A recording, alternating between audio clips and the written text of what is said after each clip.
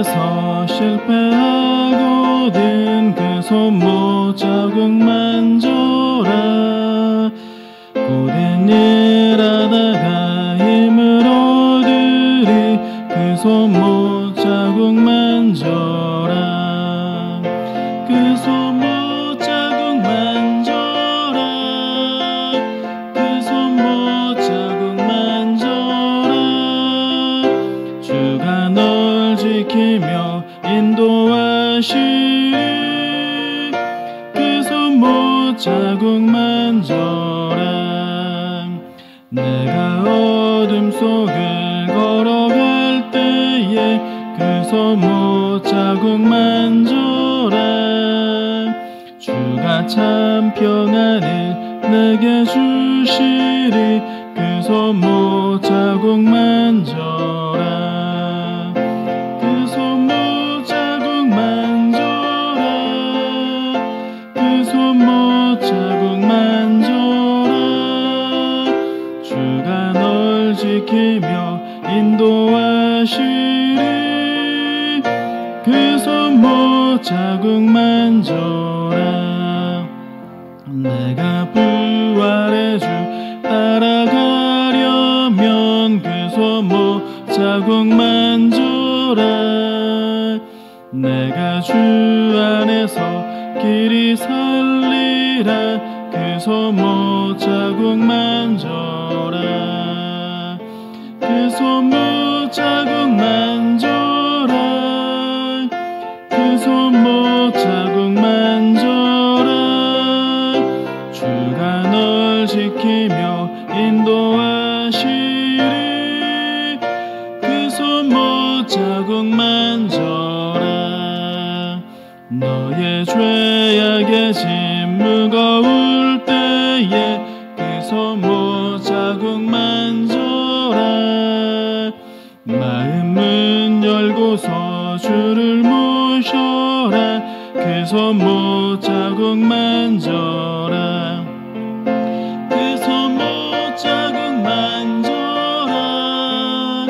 그 손못 자국 만져라.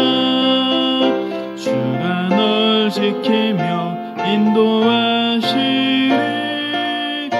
그 손못 자국 만져라.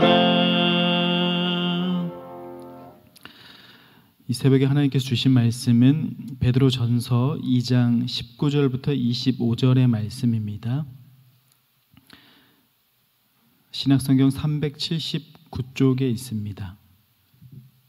신약성경 379쪽 베드로전서 2장 19절부터 25절의 말씀입니다.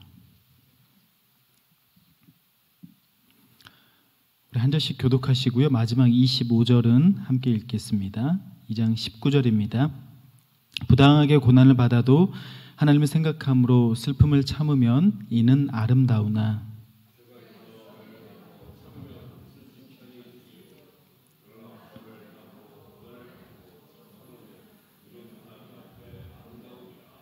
이를 위하여 너희가 부르심을 받았으니 그리스도도 너희를 위하여 고난을 받으사 너희에게 본을 끼쳐 그 자취를 따라오게 하려 하셨느니라.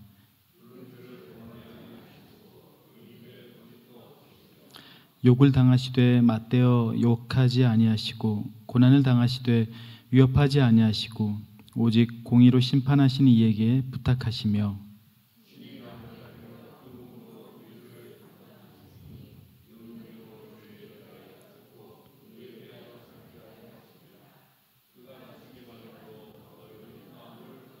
함께 읽겠습니다. 너희가 전에는 양과 같이 길을 잃었더니 이제는 너희 영혼의 목자와 감독 되신 이에게 돌아왔느니라. 아멘.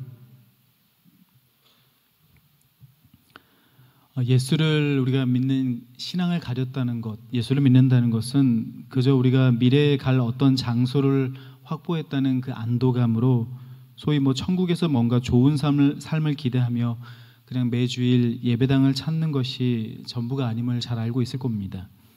예수를 믿는 신앙은 예수 그리스도의 십자가와 부활로의 초대입니다. 베드로전서 1장에서 말하는 것처럼 하나님의 유업이 예비된 그 잔치로의 초대이면서 우리가 십자가와 부활의 삶을 살아야 하는 그 초대임을 잊지 않아야 할 겁니다.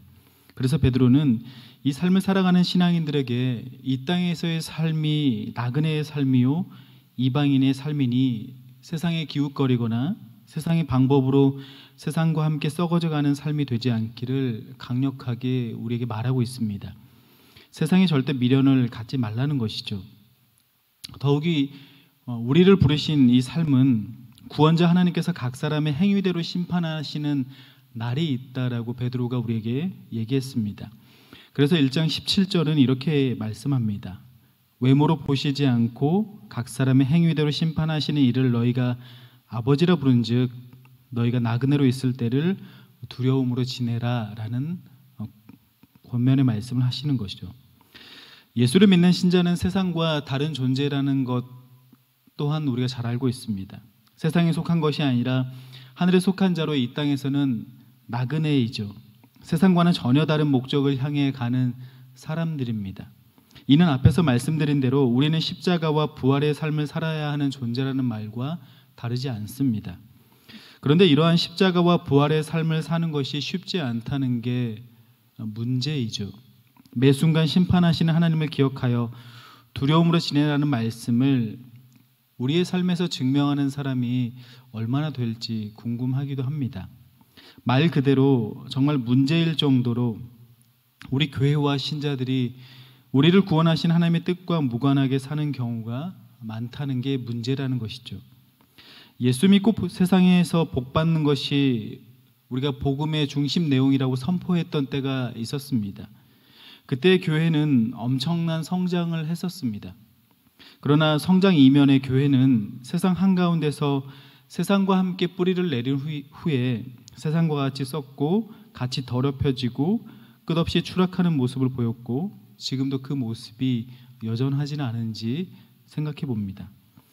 베드로는 이러한 모습으로 세상에 존재하는 교회와 신자들에게 어떻게 살아야 하는지 우리에게 알려주는 게 베드로전서 또 후서인데요.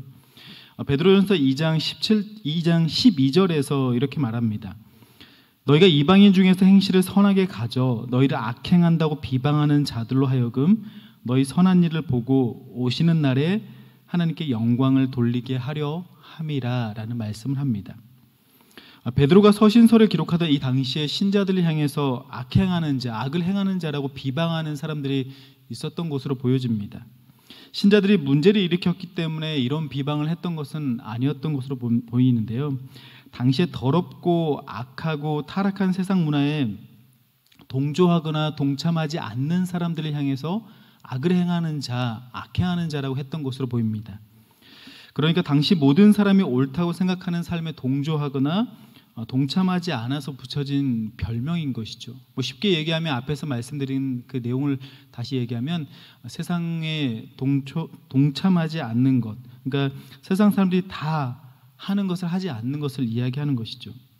이때 가장 크게 비방받았던 부분은 아마도 종교적 영역이었을 가능성이 굉장히 큽니다.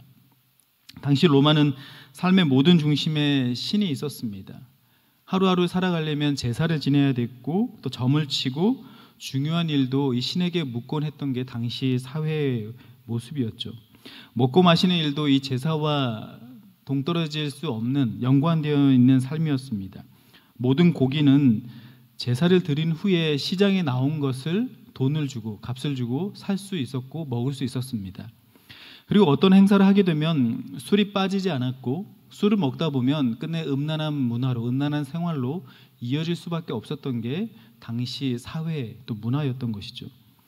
이런 상황에서 신자들이 그 신들을 우상이라고 얘기하고 제사의 자리에 참여하지 않고 또 세상의 문화에 동조하지 않고 술을 먹지 않고 음란한 생활을 하지 않는다는 것은 당시 사람들에게는 이상하게 보였고 그게 바로 악행하는 자의 모습이었던 것이죠.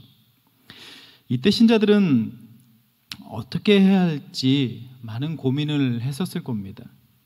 베드로는 정말 신자들이 악행을 해야 될지 아니면 그 반대로 선한 일을 해야 될지 어떻게 해야 되는지 우리에게 얘기하는데 베드로가 제시하는 해법은 그 가운데서도 끝까지 선한 행실을 지켜가라는 것이죠. 그러니까 예수를 믿는 사람답게 계속해서 살아가라는 게 베드로의 답입니다. 우리가 잘 아는 정답이죠. 그렇다면 신자들이 세상 속에서 어떻게 구체적으로 선한 행실을 할 수 있는가? 우리가 함께 읽지는 않았지만 2장 13절부터 17절까지 내용이 이제 서론격으로 우리에게 해주는 내용인데, 세상의 법과 하나님의 법을 바르게 지키는 것이 선한 행실임을 말하고 있습니다. 그러니까 세상에서도 우리가 바르게 규칙을 잘 지키면서 법을 지키면서 살아가는 게 우리가 끝까지 그리스도인으로서 선한 행실을 행하는 것이라고 얘기하는 것이죠. 그리고 오늘 말씀은 그 연장선에서 세상의 법을 지켜가는 그 사람들의 모습 가운데 당시 교회 공동체 안에 있는 노예 신분의 신자들에게 말하는 내용이 오늘 본문의 내용입니다. 오늘 본문 말씀 19절인데요. 이렇게 되어 있습니다. 부당하게 고난을 받아도 하나님을 생각함으로 슬픔을 참으면 이는 아름다우나 라고 되어 있습니다. 제가 앞에서 잠깐 얘기한 것처럼 이 부분은 지금 이제 노예 신분의 신자들, 교회 공동체 안에 당시에 이제 여러 신분들이 있었는데 그 중에 하나의 신분이 노예 계층이었습니다. 당시에 외국인 노예들도 있었고, 그리고 이제 그때 당시에 돈으로 본인들이 이렇게 먹고 살 수 없어서 노예 신분이 되었던 사람들도 있는데, 이때 당시에 노예들의 신분, 이 신분이라는 게 참 딱한 사정, 우리가 상상할 수 없는 정도의 사정이었는데요. 베드로전서를 비롯해서 신약 성서가 기록되던 시대의 특징은 이 노예 제도가 일반적이었습니다. 실제로 교인들 중에도 노예들이 적지 않았는데 1세기 교회의 예배와 신자들의 삶을 다룬 책을 보면 노예들과 함께 신앙생활하는 이야기가 여러 번 등장합니다. 신약 성경이 로마 지배하에 기록된 역사적 상황을 놓고 본다면 이런 모습은 굉장히 자연스럽습니다.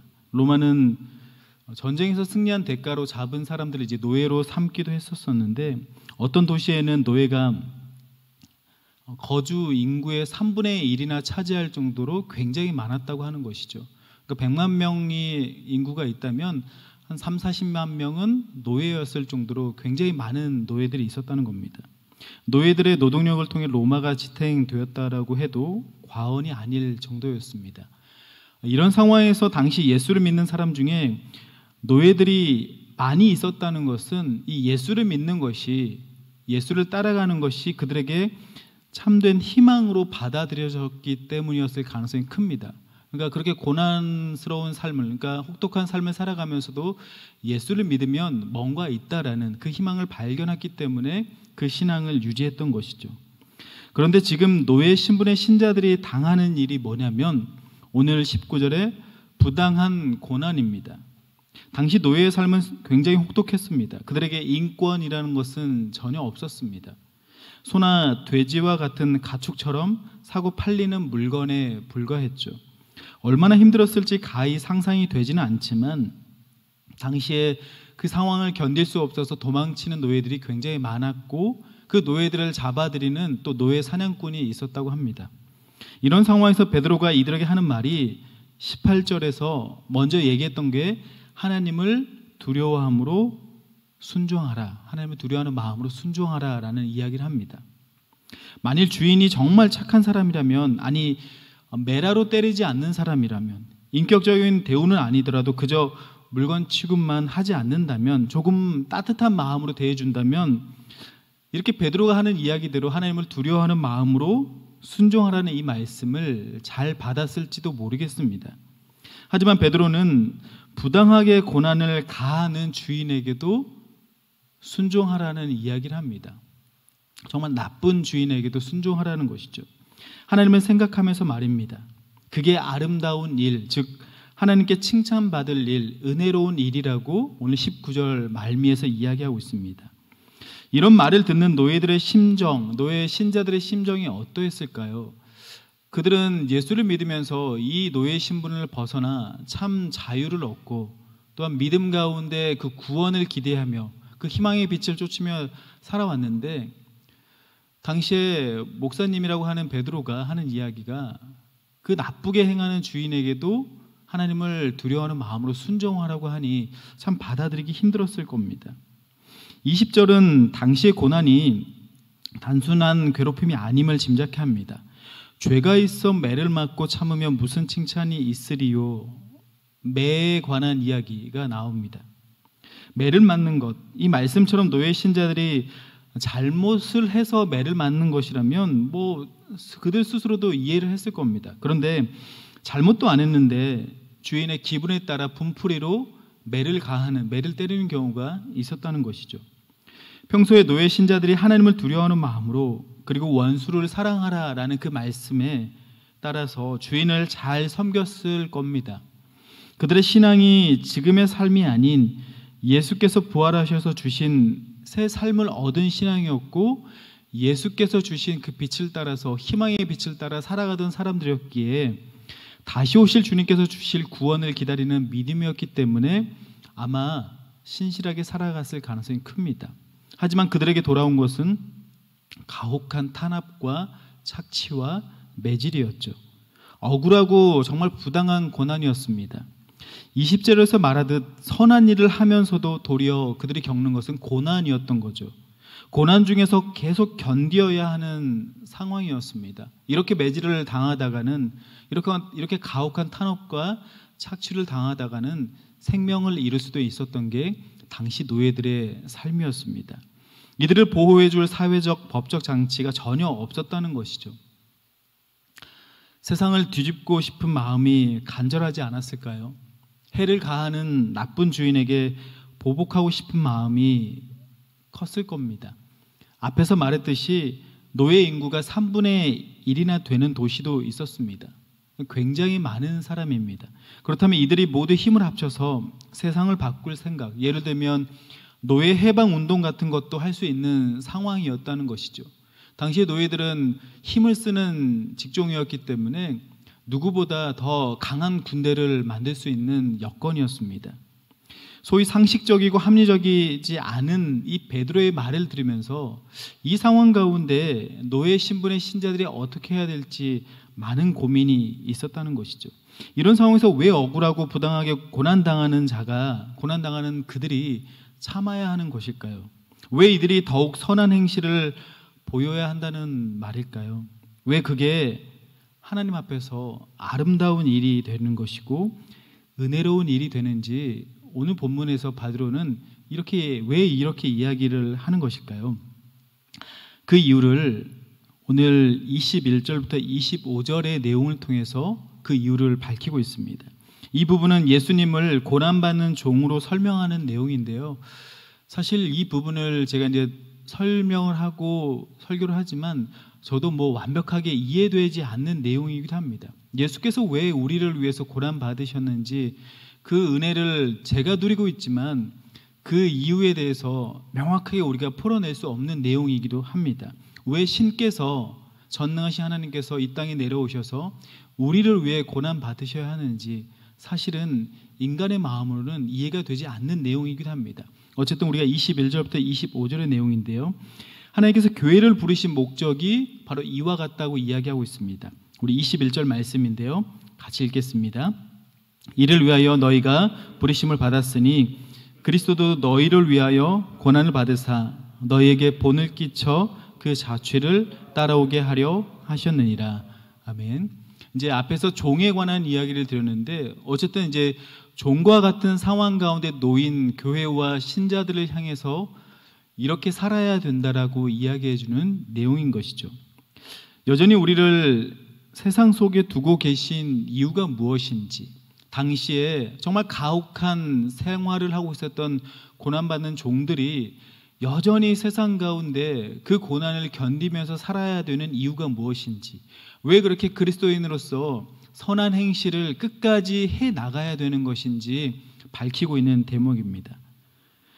이를 위하여라는 말로 시작하고 있는데요, 그러니까 불의한 일로 고난받으며 참는 것, 악을 악으로 갚지 않는 것, 이것은 하나님 앞에서 은혜로운 일, 아름다운 일이라고 하는데, 이것을 위해서 우리가 부르심을 받았다고 이야기합니다. 그러니까 고난받으면서 선한 일을 행하는 게 바로 우리 교회와 신자들의 부르심이라고 이야기하는 것이죠. 사실 이해가 쉽지는 않습니다. 앞에서 말했듯이 노예들이 당했던 일들을 상상만 해봐도, 여러분들이 당하고 있었다면 진짜 그렇게 우리가 끝까지 이 고난을 당하면서 하루하루 매질을 계속 당하면서 주인에게 순종하고 주인을 위해서 계속 좋은 일만 하는 게 옳을까, 상식적일까, 합리적일까 묻는다면 도저히 이해가 되지 않는 베드로의 이야기입니다. 사실 우리의 신앙은 이런 말씀이 아니라 우리의 억울한 일을 해결해 달라고 주님 앞에 나와 있는 또 기도의 모습 아니겠습니까? 주님 앞에 우리의 문제를 해결해 달라고, 고난받는 우리의 모습이니 주님 이 문제에서 벗어나게 해달라고 우리는 기도하고 하루하루 신앙생활을 하고 있는지도 모르겠습니다. 그런데 지금 베드로를 통해 주시는 하나님의 말씀은 그 억울하고 부당한 고난을 너희도 받아라, 그 가운데 선한 행실을 끝까지 견디며 천국 소망으로 살아가라 라고 얘기합니다. 베드로는 예수님이 먼저 이 길을 가셨다라고 우리에게 알려주고 있습니다. 22절부터 24절의 말씀인데, 이건 이사야서에서 우리가 만났던 모습이기도 하는데요. 우리 22절부터 24절의 말씀, 3절의 말씀 조금 길지만 우리 같이 읽었으면 좋겠습니다. 그는 죄를 범하지 아니하시고 그 입에 거짓도 없으시며 욕을 당하시되 맞되어 욕하지 아니하시고 고난을 당하시되 유업하지 아니하시고 오직 공의로 심판하시는 이에게 부탁하시며 친히 나무에 달려 그 몸으로 우리 죄를 담당하셨으니 이는 우리로 죄에 대하여 죽고 의에 대하여 살게 하려 하심이라. 그가 채찍에 맞음으로 너희는 나음을 얻었나니. 아멘. 사실 이 삶을 살아간다는 게 쉽지 않다는 말로 설명할 수 없는 이야기일 겁니다. 이 삶을 살아가라고 하는데 이렇게 살아갈 수 있을까라는 궁금함이 생기기도 합니다. 21절에서 중간 이후에 보면 그리스도도 너희를 위하여 고난을 받으사 너희에게 본을 끼쳐라고 되어 있는데요. 이 본이라는 말은 어린 아이들이 제 아들도 8살이 돼서 학교를 가게 되는데 글자를 지금 배우는 중에 글자를 따라 쓰는 연습을 하나하나 하고 있습니다. 1번, 2번, 3번 이렇게 적혀 있어서 순서대로 따라 쓰게 되어 있는데 이 본이라는 게 그와 같다고 합니다. 아이들이 글자를 따라 쓰기 위해서 어떤 교재가 있는데 교재에 나와 있는 그대로 하나하나 따라가는 것을 본이라고 이야기하는 것이죠. 그래서 예수께서 지금 하시는 이야기는 우리가 읽었던 22절부터 24절의 내용을 하나하나 따라하도록 우리에게 본을 끼쳤다라고 이야기합니다. 그래서 그 자취를 따라오게 하려는 예수님의 의도가 있으셨다라는 것이죠. 우리는 예수님의 십자가의 고난과 죽음을 나를 위한 은혜라고 밝힙니다. 그렇게 또 고백하는 것이죠. 그런데 그 고난과 죽음을 따라가라고 이야기하면 사실은 쉽게 받아들이기 힘든 내용을 우리는 받고 있습니다. 이 길을 가는 것을 주저하기도 합니다.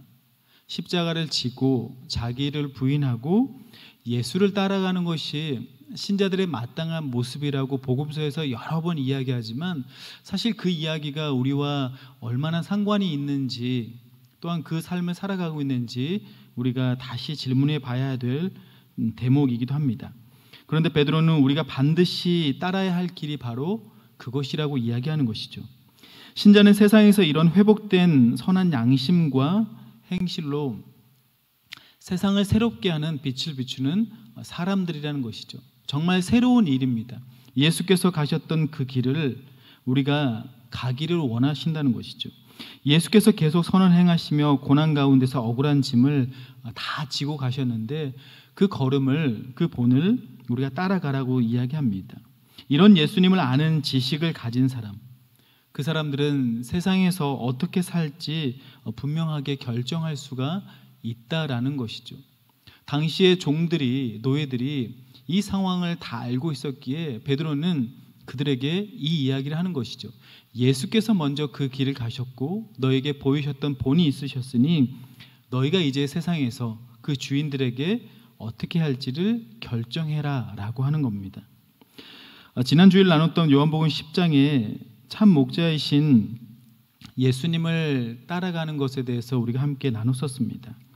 그분의 음성만 아는 신자들, 그분의 음성을 듣고 나아갈 때 참 생명을 얻게 된다는 것을 아는 신자들, 그리고 더 풍성한 것으로 채우시는 하나님의 은혜를 아는 신자들이 나아가야 하는 것은 이 목자의 본을 따라 나아가는 것이라는 겁니다.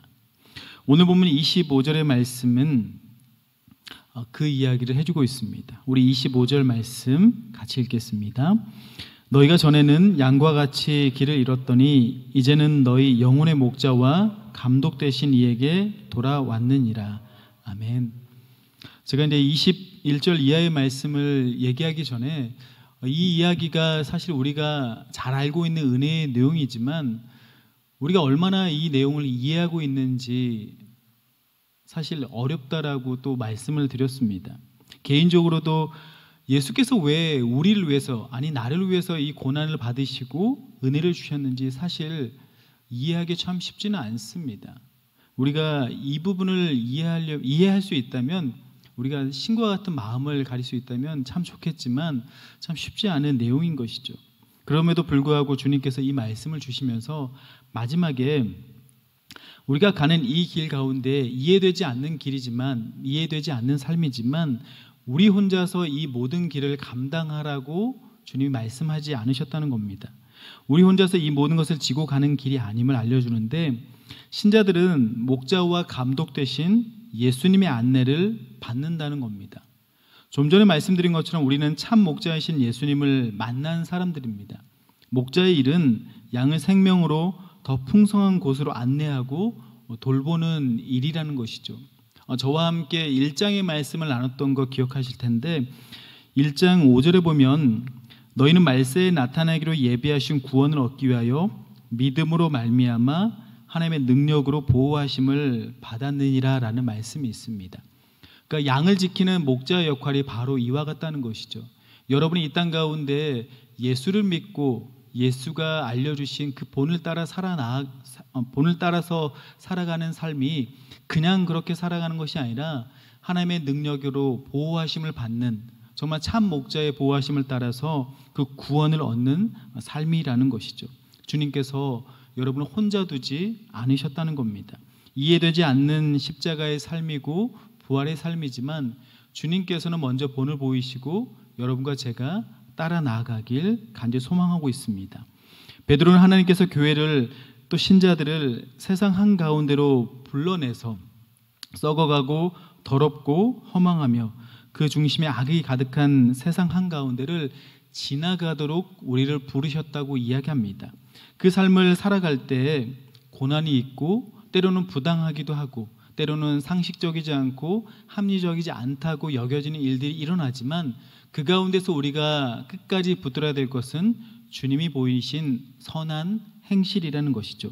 세상 한가운데를 걸어가되 세상을 거룩하게 만들라는 것, 주님이 밝히 보여주신 그 본을 따라서 하나님의 나라와 뜻을 온전히 행하라는 것이 여러분의 이 땅 가운데 여전히 남겨두신 진짜 이유고 목적이라는 것입니다.